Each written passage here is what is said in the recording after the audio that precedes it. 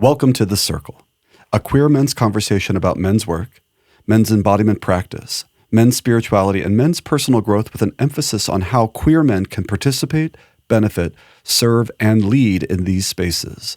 My name is Timothy Bish. And my name is Eric Baumier. Welcome back to The Circle, the podcast for queer men's embodiment. In this episode, Tim and I are recapping our recent men's retreat. For me, it was my first time, and for Tim, his 8th.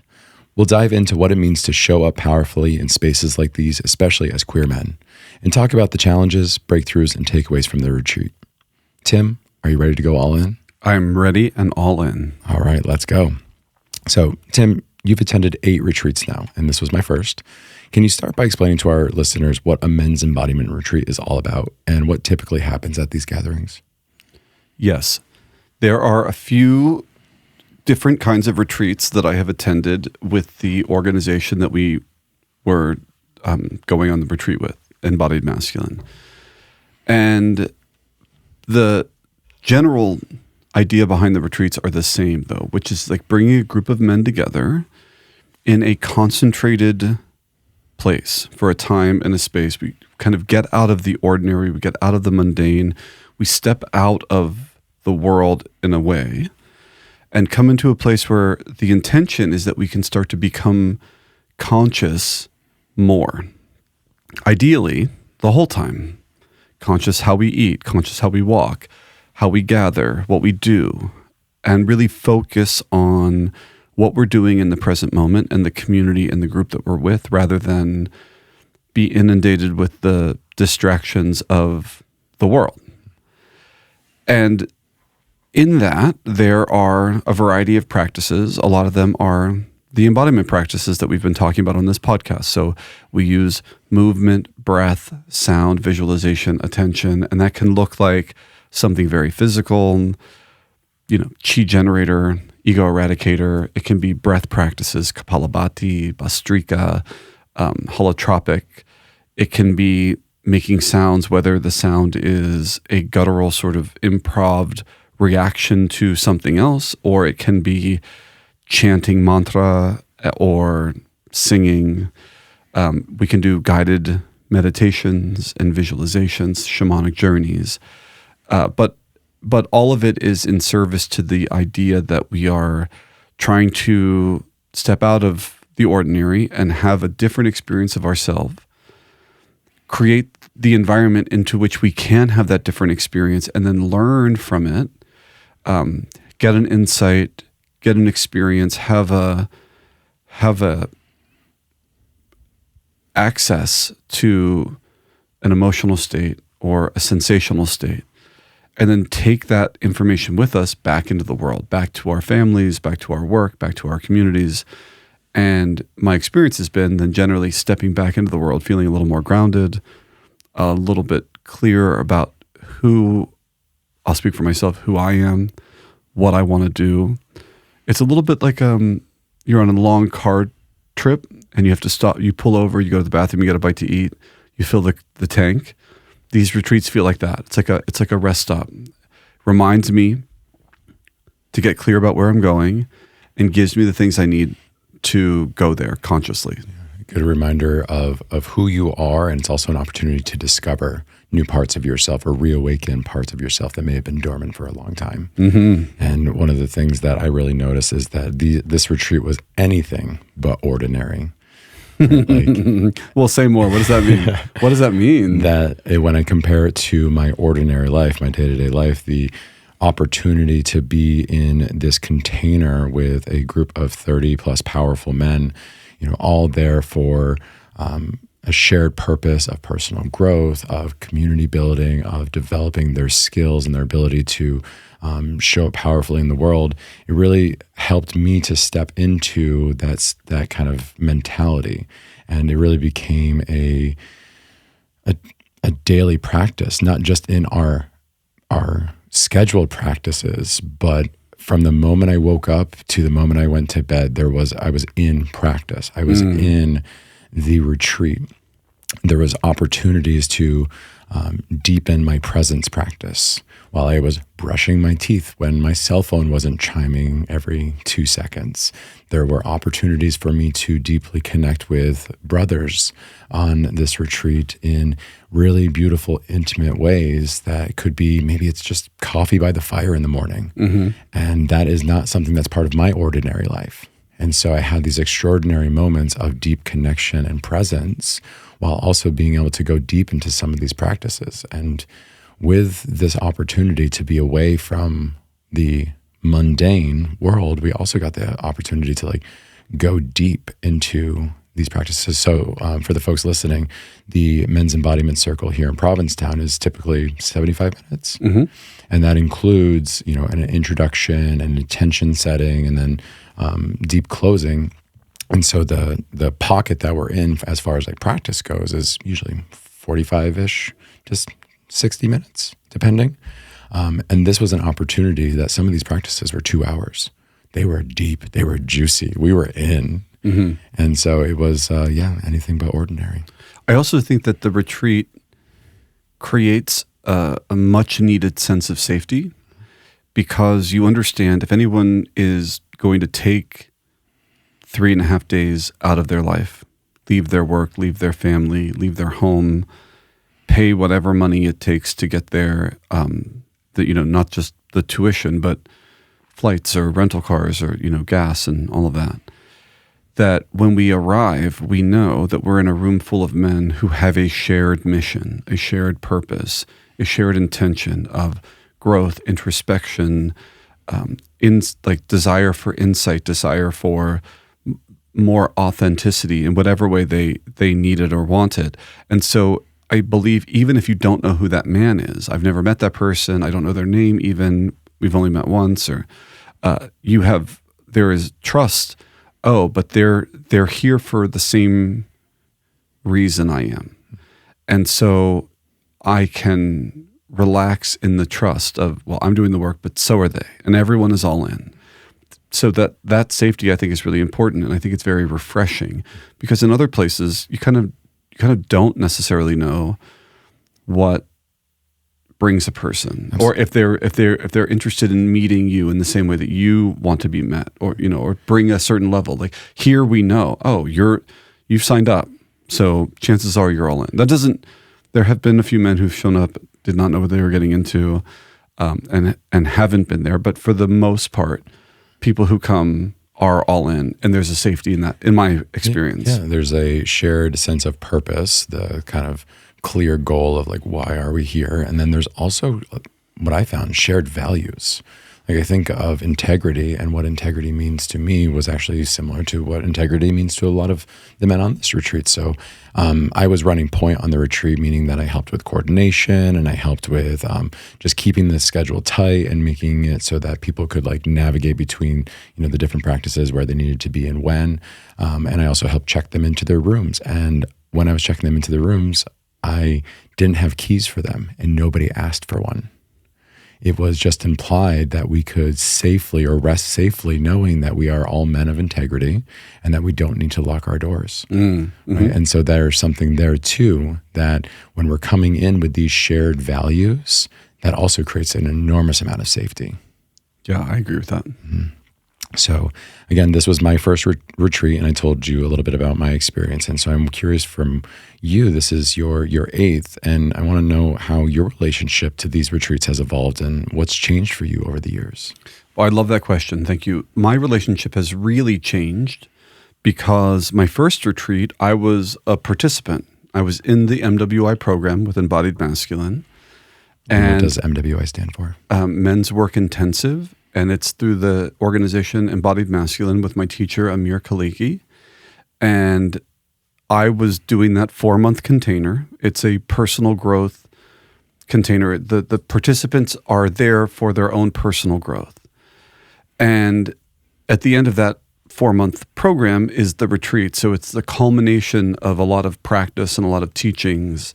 You go to this retreat, and then you get a very in-depth experience, which for me was unbelievably powerful. After that, I then joined the facilitator training program. And so the first incarnation of that program had 2 retreats. And that was a little different because then I was being asked as a trainee, excuse me, as a trainee to facilitate at one point, and to be a leader, a team leader, and a organizational leader at another point. It was through that process that then Amir asked me to be the point person. The position you were doing in this last retreat, I did in retreat number 4 and 5 for me. But the difference was that I was starting to evolve in the organization, and in addition to being the administrative point, which is essentially what you were doing, I was deepening into my own leadership and starting to help and collaborate with Amir in the creation and deepening of these containers, both the MWI and the Transpersonal Facilitation Training Program, the TFTP. And so my role has shifted and shifted and shifted. And this retreat is an interesting one because now there were level 1 trainees and there were level 2 trainees, and I was the lead assistant.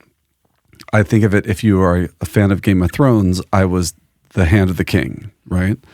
But I had to practice letting the level 2 and level 1 men do their thing and give them the space to find it their own way, and only step in moments when I knew that they needed help or guidance. And so it was interesting because I got to practice more. I got to do more of the practices than I've ever done as a member of leadership, partly because I had to do the practice to give the trainees feedback. And I also had to relinquish some tasks that I would otherwise be occupied doing and allow them to do it. What was interesting for me, though, was I was still very busy. I felt like I had a lot to do, but some of that doing was glancing in, whispering in people's ears, and then backing away, and like giving them an hour, coming back, checking in. For an analogy for folks outside of the Game of Thrones reference, you can also think of it as like an organizational structure where it's like you've got individual contributors, you've got managers and directors, right? Even though that in this organization, it really is very horizontal. So I don't want to have people think that it is also like this hierarchical structure. It's not, but I think that the analogy helps people to understand that, there are positions within, or there are leadership roles that get taken on where you really kind of stepped up into a director or above level where you had, kind of oversight, but you had to really step back and allow for your team to do more of the work. And so there were still moments that I was going to you for advice and counsel, right? But like at the end of the day, it's back on me to execute the work. Totally. It's funny that you bring that up because we go out of our way to talk about not having a hierarchy in these spaces because it's a spiritual space where it's oneness of being, right? Where we are all equal. And I really, really believe that. And then there are moments when I think to myself, but we do need some hierarchy. We do need some structure. And if a man has been there, like myself, for 8 retreats, I'm not higher than you, I'm not better than you, but I probably have a clearer sense of how we've done it and how we might do it. So it's a funny little dance because when I would direct people to do things, it wasn't obedience. It was, I'm giving you insight because I've done this before. And it isn't just about the doing. Well, we learned this at the retreat. It's not just about the doing now, right? For the listeners, when you set up a retreat, if I bring something into the space, like this time, a beautiful tree trunk that we used as like part of our altar, if I bring that into the space, chances are I have to take it out. So when we do the setup, you have to also keep in mind, well, if it took 5 men and a tractor to get that into the room, then it'll likely take at least that to get it out. And the difference will be the breakdown will have 2 hours and the setup had a day. So there was a part of me walking around whispering to people like, don't forget, you have to take this out. Don't forget. I get the excitement. And so that was an interesting, because it's not like you can do whatever you want and I'm not in charge of you, but I've done this before. And I know what it feels like to rush. And in these moments, like, I mean, that's the beautiful part about retreat, is that we are so in the present moment. That is part of the practices. In these moments, really just feeling into the space, into our brothers, into the different events and happenings going on, and really grounding ourselves in the here and the now. But there are also these moments where, like, yes, I could be feeling into this giant stump and then forgetting that in 4-5 days, I've got to get this thing out. And so it is a delicate balance between like the here now and the there then. And you've got to be able to bounce kind of back and forth. And that's where a lot of the practices, were valuable for me, was that I could, understand the ripple effects as the point person and start to see how all the pieces were coming together, while also being able to pull back and stay back in, or come back to the present moment. So we don't want to beat a dead horse about like what the point person does, but I will say, when I described the role of being a point person, I always described it as being 5 steps ahead of 2 or maybe 3 possible future outcomes in an environment where everyone else is dropped fully into the present moment. And it is really tricky because, I get it, you're here, you're now. Well, I have 3 possible things and I have to be ahead of all of them. And then when we make that decision, prepared for all of them. It is a really tricky balance. So you did a beautiful job. Thank you. And it was a practice. And it was, you mentioned too about like, there's a lot of acceptance that has to happen, especially in your role where you weren't directly hands-on with as much as you had been in retreats past. And, there is acceptance of that. You have to give people the dignity to come, do the work, right? And show up however they're going to show up. And you can help to guide them and give them advice and counsel. But at the end of the day, it is their dignity and their responsibility to, do how they're going to do.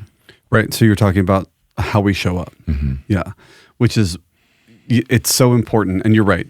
I had to let people have their chance. And sometimes when you give someone a chance, you discover something totally new. A good example would be when you set up the candles for the Embodiment Circle here in town, and you did it in a totally different way. And it was an excellent way that I had never considered. And now I feel like I have 2 different ways of doing it. And maybe if another person came and gave it the same attention you did, we might discover even a 3rd way or a 4th way. So that can be the upside of it. The downside can be, you didn't do that quite as well as I would have liked. Or, I did see some flaws in the drala at the retreat that I didn't try not to focus on too much, but I'm like, I would have done that a little differently. Yeah, it's a practice of like, there's no right or wrong answer, right? There can be what could be improved upon, what can maybe make a little bit different, but in an environment like this where it is so organic, like we can create as much masculine structure around it as possible.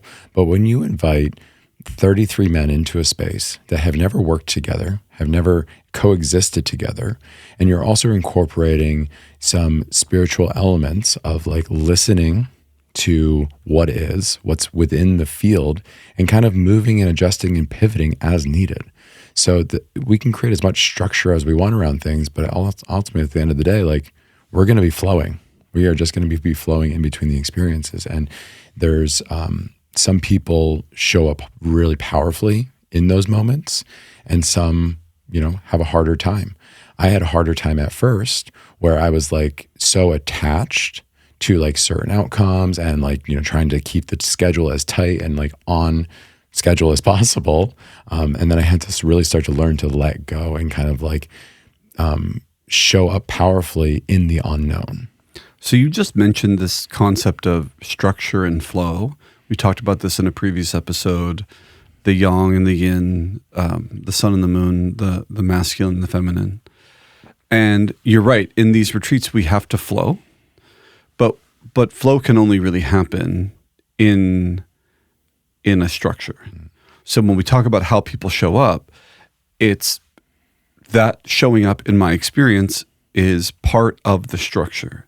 And then once we've created a structure, then then the flow can happen, and we can start listening to the flow, and we can start adjusting the structure to the flow if that is needed. So I remember when I was doing my coach training, someone said they gave me a tip on facilitation, and they used the phrase, a tight plan loosely held, which indicated this idea that you spend a lot of time. So when I create a circle, I spend a lot of time. What do I want to do? What are the order of the practices? How long approximately will I be in there? What is the music? Blah, blah, blah, blah, blah. And then when I walk in, I have to loosen my grip and listen to what is happening and adjust to it. And there have been times when I've completely cut exercises because I'm thinking it's not the right thing. I'm looking around the room. The men are in a different place right now, and I have to honor what is happening. And that might require change, but the change often becomes very easy when I had that tight structure, that tight plan, because then I could flow out of it, but with reference to something. Absolutely. Yeah. Yeah. I think of like the riverbanks, right? So like water is flowing through the riverbanks, and like the riverbanks are the structure that is pretty tight, but the water, depending on how much flow is happening, could erode those riverbanks, could find new pathways. And my job isn't to stop it from doing that. My job is to witness it and watch where it goes, and then see what happens from there. And then again, continuing to like kind of create banks around it as to the best of my ability. And I think about like my own offering at this retreat was all that, right? Where I went in, I had a plan, and then as soon as those doors open, basically that plan was going out the window. I could still reference back to it, but it was like, okay, like I'm letting go. I'm going to feel into what's needed in these moments, and we're just going to go with it. And again, there is no right or wrong answer. It's just like deepening into the experience and staying as present as possible. So I think that's part of how we show up. When we talk about showing up and the importance of showing up, how we show up, part of that is, are we prepared? Are we arriving with a plan? Are we arriving with a context? Are we arriving with an awareness of what's happening or not? And I have found that when people arrive prepared in whatever way, they are adding to the structure.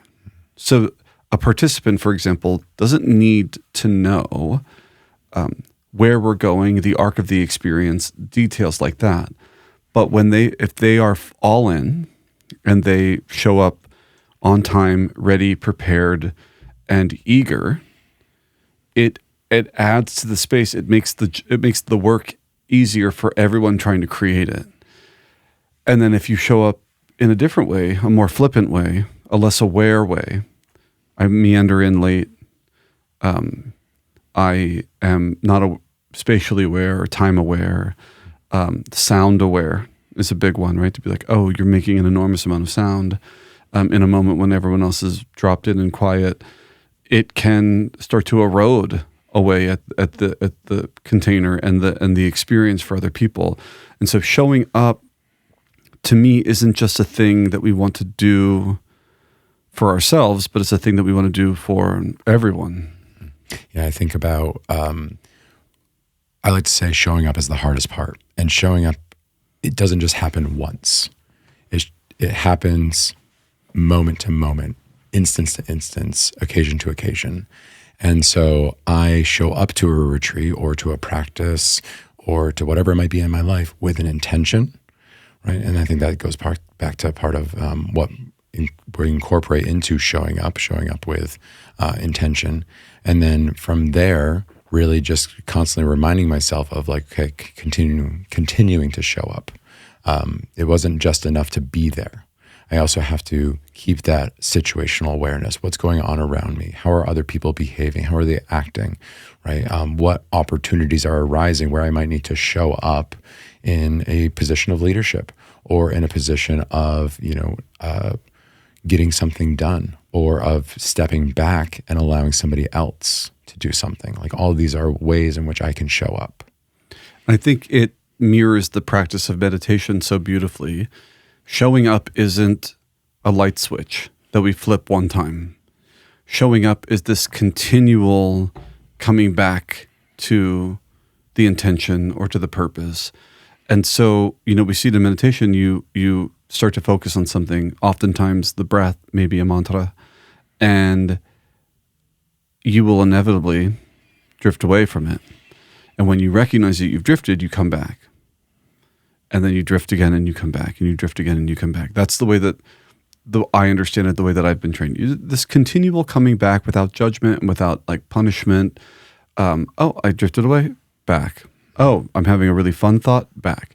And I think showing up is the same. We are allowed to drift. You're allowed. It is human to get distracted, get tired, drift off in thought. And the practice becomes, as soon as I'm aware of it, I bring it back. Mm-hmm.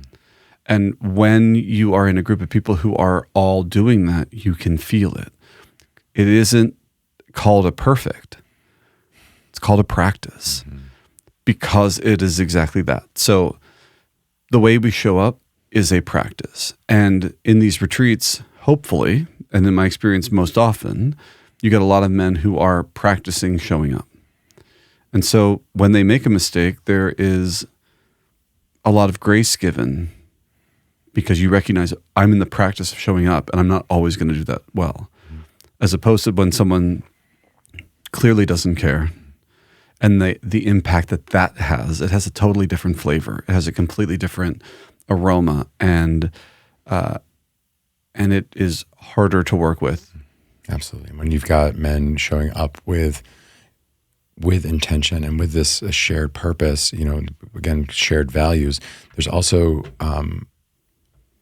beauty in being able to communicate openly and honestly with folks about how they may be showing up, how we may be observing things, and wanting, more from somebody as well. And we're able to give each other sharp feedback from a loving, place that isn't about, you said it before, it's not about obedience. Mm-hmm. It's about bringing awareness to why we all decided to be here, going back to our intention, and then asking that person to reflect, do you think the way that you're showing up is contributing to this container in a way that is upholding your intention? So I was taught by Carolyn Mays. She is a self-help spiritual guide, teacher, pretty famous, does a lot of workshops and podcasts and recordings and whatnot. And she talked about the definition of self-esteem. It really landed with me. Self-esteem, the way we build self-esteem is by upholding the commitments we make to ourselves. According to Carolyn Mays, the way that we build self-esteem is by upholding the commitments we make to ourselves. And I would argue that showing up in the way that we're talking about it is upholding the commitments we make to ourselves and to others. And in the case of a retreat, we have made commitments for the time that we are there, whether it's Tuesday through Sunday or Thursday through Sunday. I've committed to stepping into this practice, to showing up as fully as I can, to being present, being aware of time, being aware of my engagement, blah, blah, blah. That's the commitment. And are we upholding that commitment to the best of our ability? That to me is showing up. Mm-hmm. So trying to step away from excuses, trying to step away from old habits, and trying to step into a level. And I think the power of these retreats is that oftentimes you are surrounded by other men who are capable, very, very capable in an inspirational way of showing up and claiming when they have failed to do so. That's the other thing about showing up that I think is so important. A man who is willing to recognize, I was out of integrity in this moment. I'm going to take the responsibility. I'm going to recognize the impact. I'm going to take responsibility, and I'm going to make a new commitment. Again, because it's not a perfect, it's a practice. And so there's a lot of trust in that. Part of showing up is recognizing when you haven't done so fully and claiming it. Mm-hmm. And I think we saw a lot of that in this retreat, the claiming of, hey, this is happening. This is where I fell short. This is my new commitment. Just having someone recognize, I think a lot of the pain in the world that I've experienced is like, oh, you hurt me, and I don't even know that you're aware of it. When someone recognizes what they've done and the potential impact, that to me is healing. Maybe it's not the whole healing, all the healing you need, but a really big first important step. Oh, you recognize what you just did. You see that it had an impact with me. As opposed to the person who's, everything's amazing. I don't have any awareness at all. My Instagram looks like I'm always at a party. I'm sexy and fun. Like there are moments where you're like, oh my God, you have no idea that you just rocked me, right? That awareness is a huge part of how we show up, because no one is going to be perfect. Right, because I think that many of us have a commitment to ourselves of honesty and empathy, right? These are parts of many people that I've interacted with. Everyone at the retreat, I would say, had commitments to themselves of that, so that if there were instances of that where their actions, whether it was their intention or not, had an impact on somebody, like they can recognize that and own that, because that's part of their commitment to themselves. So I want to use that as a transition. We as queer men, we have commitments to ourselves of authenticity. And so we show up authentically ourselves, but there are unique challenges we face in masculine spaces. So I want to talk about, like, how do you think showing up as a queer man in a men's retreat differs, and what strengths did we bring to this kind of environment? Thank you for that. I think one of the things I do is remind myself that I have to be me. And it's a little maybe easier because I'm in a position of leadership now. I'm so close to the teacher. But even before that moment, I'm like, I have to speak my truth. I have to be aware of a desire to hide or a desire to cloak, which I think I'm very, very good at. I think a lot of queer people are very good at as a defensive safety mechanism. And I have to be willing to show up as I am and be that the whole time. And I have to be willing, it's scary at times, I have to be willing to have that uncomfortable moment when I notice a straight brother who can't quite understand the context in which I live. I'll give you an example. I was on my way to, what ended up being my 4th retreat. I was the point person for an MWI.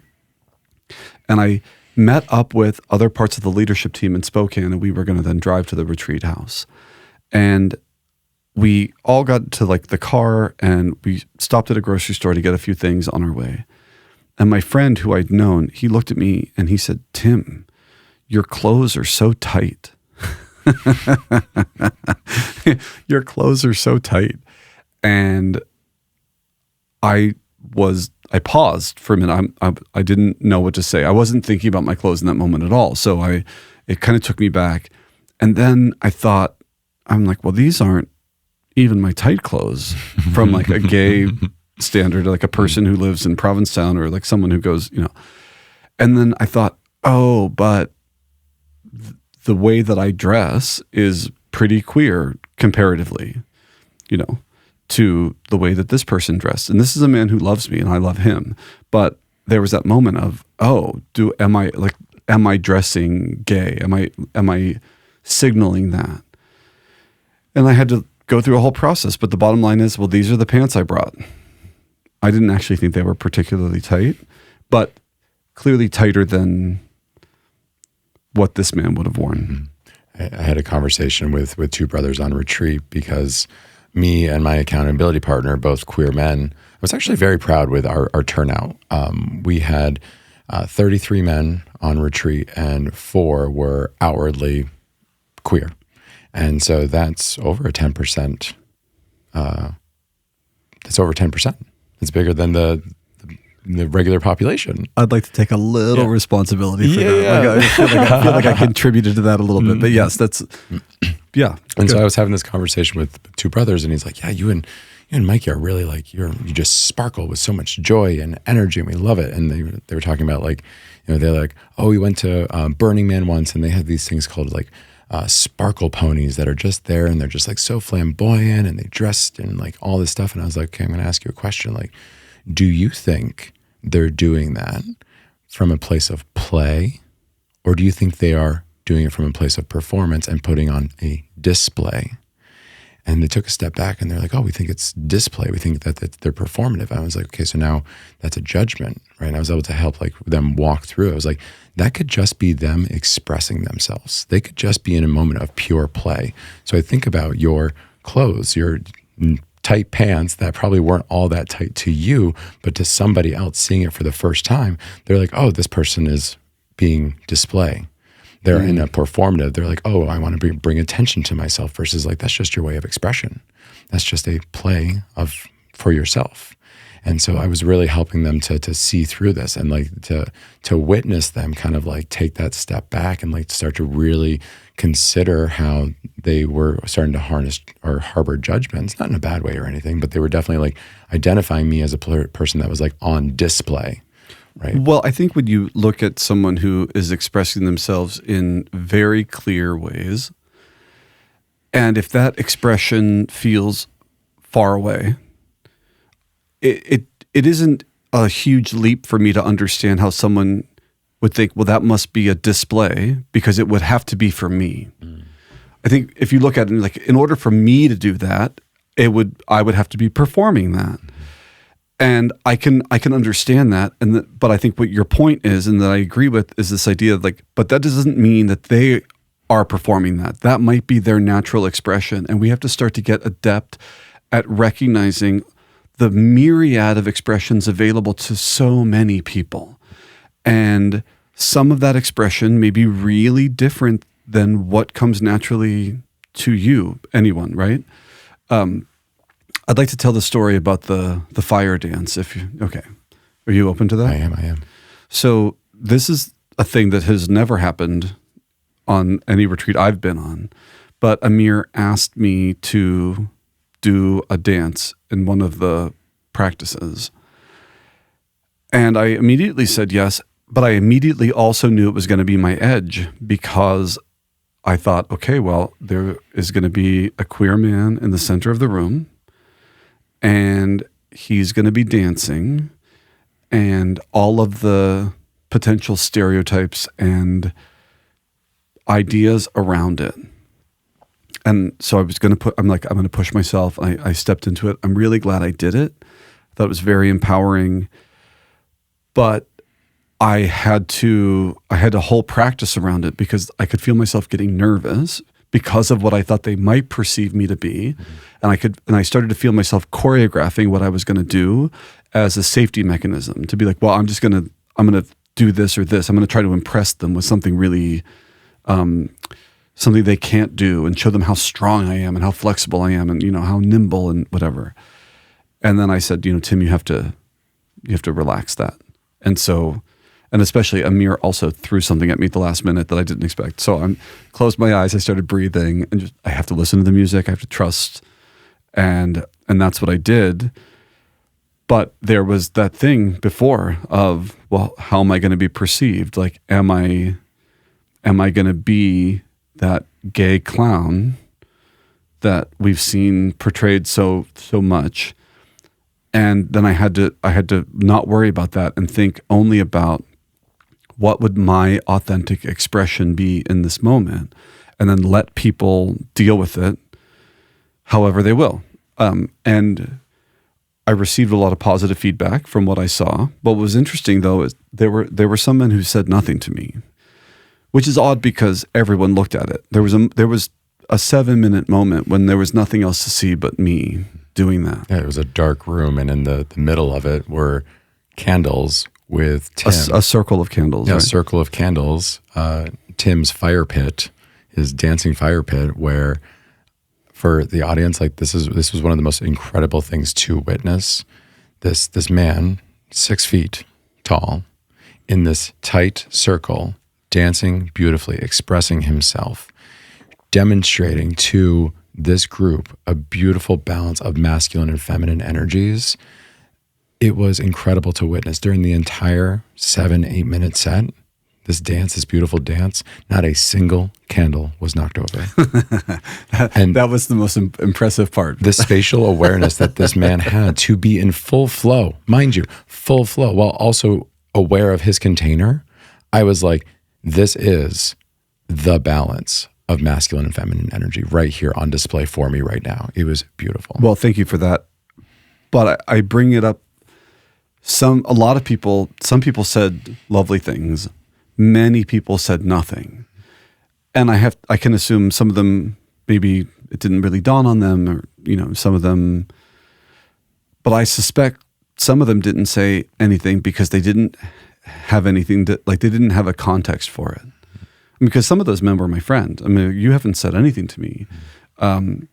And because I think it can be challenging to watch a man as big as I am and, step into that sort of expression. And I think that's the reason we're doing the work. To recognize the possibility of a wide array of expression from a wide variety of people can look like so many things. And if I see something that is very different, or something that I'm that's unfamiliar to me, can we start to bring some curiosity rather than fear or judgment or withdrawal? And I think that's exactly what it did. Seeing you in that play state, I think actually started to crack a couple men open. I think it actually started to open them up to the possibility of like a little bit more flow and a little bit more playfulness in their own practices. And I think that was the night before the big feminine practice the next morning, right? And I think that like probably witnessing that started to give people that subconscious permission to start experiencing more things. And then what I noticed throughout the arc of the retreat is that more and more men were becoming more joyful as well. There was more playfulness happening. There was more joy. There was more brotherhood being created. And like there were some men, one of our TFTP level 1 men, Yose, who came up to me and was like, yo, it's been like hugging men, being physical contact with men has been, an edge for him. He didn't grow up with masculine contact or like physical contact with men.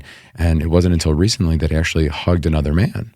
And so and then during this retreat, like every time we saw each other, he came over and gave me a big hug. And like his the playful energy that was coming from it wasn't in a sexual way at all. It really was. You could see his eyes light up. He was sparkling, right? With how like joyful he was feeling in those moments. And so I think it really had a ripple effect. Our presence there as queer men of showing up authentically, I think started to give people that subconscious permission to start showing up a little bit more authentically themselves. I think that's right. And when we talk about how we show up, I believe part of that has to do with the reverence, the mission and purpose with which we did show up. We weren't there to do anything other than our own work, and then we were leadership, so we were there to help create a space where other men could do that too. It's a saying in the men's workspace, doing this without agenda, not wanting anything from anyone else. And so how we show up, we show up here fully to do the work without agenda and not wanting anything from anyone else and expressing ourselves fully, I think gives permission for people to feel safe around us, for people to feel safe in expressing authentically in front of us, and to accept our authentic expression more fully, even if it takes them a little bit of time.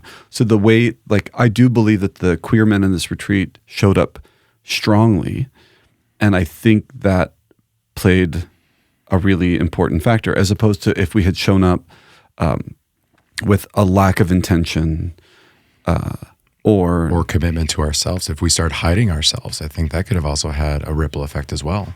Absolutely. Not just in our own personal experience of I'm being duplicitous because I'm falling into old habits and protecting myself, but in the way that expression is received. You can kind of feel that. You're like, oh, you're not being entirely real. There was a guy, I don't remember his name, luckily, I don't want to say it anyway, where he was asking Amir some questions. He was talking about his wife, and they had like a 20 to 25 minute conversation trying to get into it. But the whole time, and I don't think that he was trying to deceive anybody, but I'm like, but I do not feel like you're giving us the full story. I feel like you're in your head and you're in your story. I was like, but there's something here. And Amir he was like, I need something. He's like, but what's the thing? What's the thing? What's the thing? And so I still really liked him. I ended up having a long conversation with him. I think he's a good guy.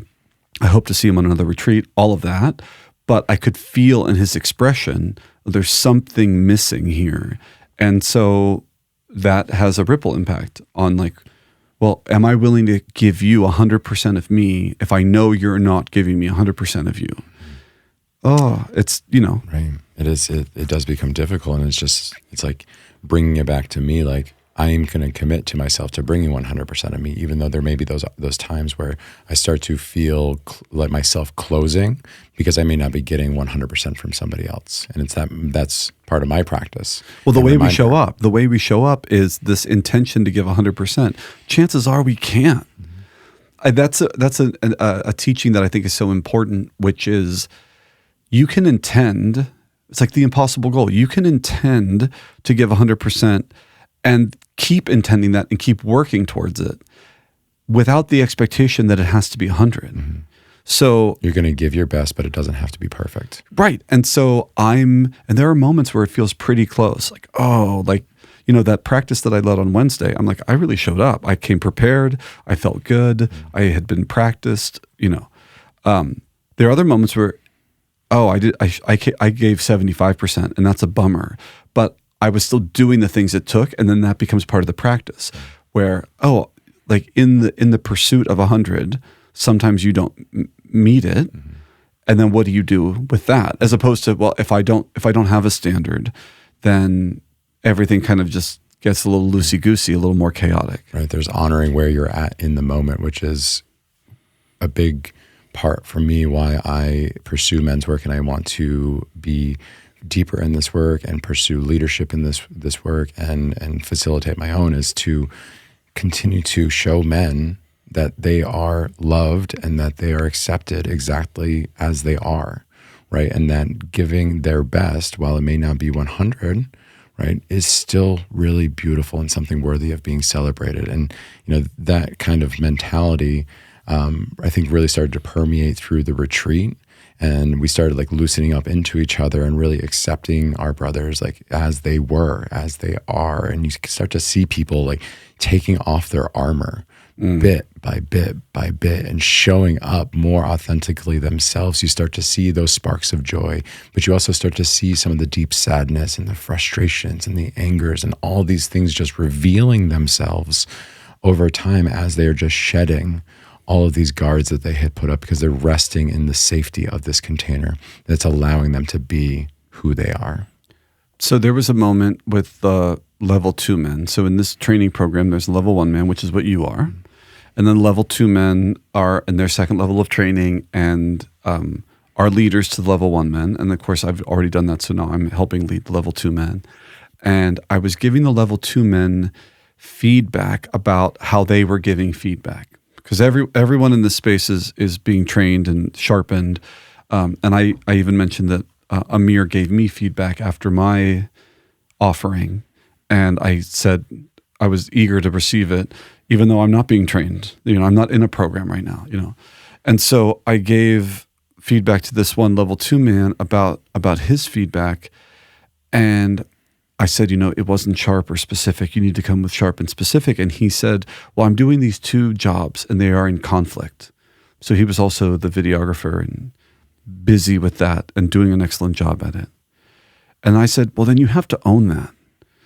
I said, so maybe it's the case, given now that you are doing 2 jobs simultaneously, that you can't give as much feedback. I said, own it. Mm-hmm. Let us know that. Tell us what you can do, and then do that to the best of your ability. And I think it was a really powerful moment when he then claimed that and said, listen, because I'm doing this thing, what I'm going to be able to deliver is one thing I loved and one thing I could use more of for each man. And I thought, that's really trustable, super in integrity. It honors what we already know. We all saw him working hard with that video camera, right? And then it set an expectation, and his feedback was better. And the analogy that I used with the feedback was, Christmas morning, for anyone who celebrates Christmas, when I was a kid, you wake up and there's presents under the tree. But my mom would, she would buy me underwear that I needed and wrap it as a Christmas gift, or socks, or, whatever.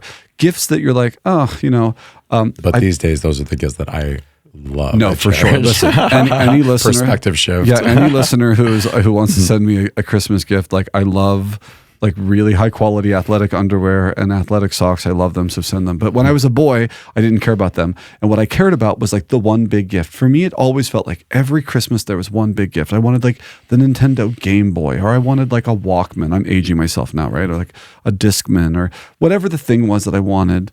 And most of the people where I grew up in the sort of lower middle class community, they had that experience of, I want this jacket, or I want, and everything else didn't really matter.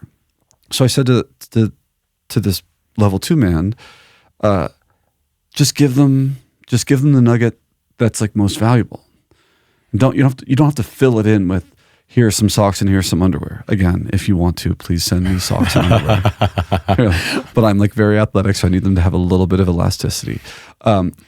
Just give them one thing. And I think things improved from that moment, because we didn't have to go through all this, I feel like I have to say more words for you to believe that it's important. No, give us one thing and one thing that matters. And he did. It's allowing in those moments, outward expectations to change who you are, right? Versus owning who you are and what you're able to give in that moment. And confidently owning that truth. And not allowing the external pressures to shift you away from that truth. So the external pressures in this case the assignment was 3 pieces of feedback, positive, 3 pieces of feedback for our opportunity for growth, right? That was impacting him, and he was not able to do that, aligning with his truth and what he was capable of giving. As soon as he changed those expectations, shifted them to better align with where he was at, his authenticity, his authentic expression, then we got to see him blossom in that. And I think it just is that beautiful moment of continuing to, commit to yourself, commit to what you're capable of, commit to what you're showing up with, and commit to you being authentically yourself in any given moment. So when we think about queer people in this space and how we show up, I do think we are really talking about trying to bring our fullness without hiding. And I just want to say, I think it's important in these spaces of consciousness, in spiritual spaces, where we should feel safe to do that. And honoring the idea that not all spaces are going to be safe. And there may be moments when any queer person listening may still have to make some challenging choices about how they engage, how they present themselves, to keep themselves safe. So if that happens, first of all, I'm sorry that has to happen. I have experienced that, and I am a cisgendered white gay man, so I have an enormous amount of privilege compared to some people. And I still sometimes have to do that, right? It doesn't feel good, but sometimes I don't feel safe. So I have to do the things I have to do. That can be a part of our experience. I'm hoping that in conscious spaces, there is a greater level of safety so that we can bring our fullness. And that in so doing, we start to educate people about who and how we are and our value, and start a shift in the right direction, moving away from fear and uncertainty into, oh, this is just another person who expresses a little differently than I do, engages a little differently, and and I can meet them in that way. And I have found that most often in these spaces, that's what I have found. People willing to accept me for me. And I'm hoping that slowly but surely is creating a world in which the rest of the queer community gets safer and safer and safer. And I would say I had that moment where I really felt that people were accepting me for me, and it gave me an opportunity to accept others for themselves as well. And I think that was a really big moment for me where I started to accept these other men as they were. And that helped me start to face some of my trust issues that I have with men. Totally, because I think to myself, sometimes, oh, well, moments I don't feel safe are potentially moments where I'm jumping to a conclusion about a person. Oh, you are walking or talking or dressed like this person that once made me feel unsafe. And now I'm going to jump to a conclusion of and sometimes it's not like a conscious decision, but like you're triggering something.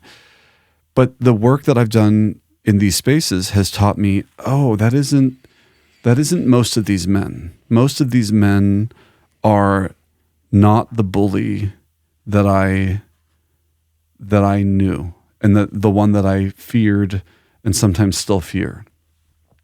There's something else. And so it's helping me to be a little bit more curious and to take a little bit more time to figure out, and I've had really interesting experiences where I'm like, there's no way this dude is, I just had this idea of what they were going to be. And then they blow my mind. You're like, I was not expecting you to come at me this way or meet me in this way or be excited about this thing. And like, look, now I'm pleasantly surprised. The power of showing up, right? Like you demonstrating that like you could have fallen into any number of old patternings, but you showed up with a commitment to yourself with curiosity, empathy, honesty, and you got to reap some beautiful learnings and growth from that. And that's part of what I experienced on this retreat as well.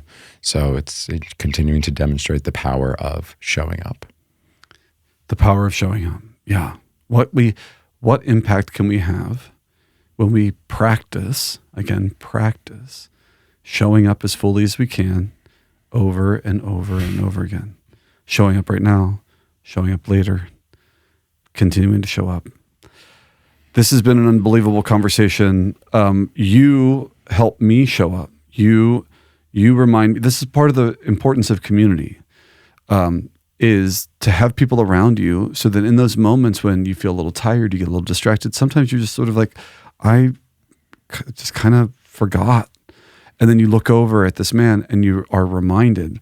So in yoga, the satsang, and in men's work, our community, our brotherhood, is supporting us by reminding us through inspiration. So you inspire me with the way you show up. And I think it is helping me to show up more fully. Hopefully I'm doing a similar thing for you and other people. And together, if we all are doing our best whenever we can, what kind of world can we live in when everyone's trying to show up for each other? That's right. A beautiful world that I want to be a part of. Let's be a part of that world. Let's do it. Part of. Yeah. No, I don't know. Maybe that's if we keep singing that, we're going to get charged. So yeah, let's be a part of that world with no melody. Do you feel complete with this conversation? I feel very complete. I feel complete too.